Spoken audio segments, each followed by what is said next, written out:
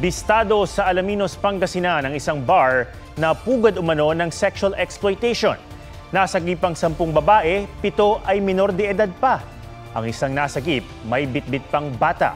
May report si CJ Turida ng GMA Regional TV. Sa NBI kami at sa DSWD, okay? Nang salakayin ng mga tauhan ng NBI, City Social Welfare and Development at iba pang otoridad ang bar na ito sa Alaminos City, Pangasinan, nakita nila ang ilang babae at customer kasama ang isang may kalong-kalong pangbata. Bakit may bata dito? Kaninong anak yan? Ang bar, sangkot umano sa human trafficking ng mga kababaihan na nagtatrabaho bilang guest relations officers o GROs.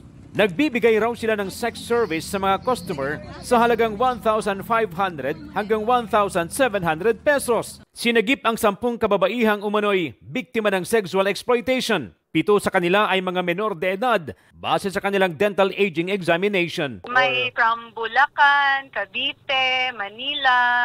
Meron ding pang from Lingayen, Pangasinan po. Usually po, economic pangangailangan po financially. Dinala sila sa Provincial Social Welfare and Development sa Lingayen para sa counseling at social protection.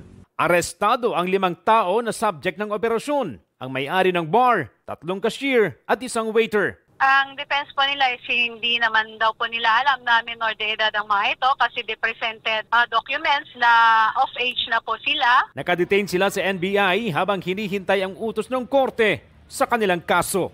CJ Torida ng GMA Regional TV, nagbabalita para sa GMA Integrated News.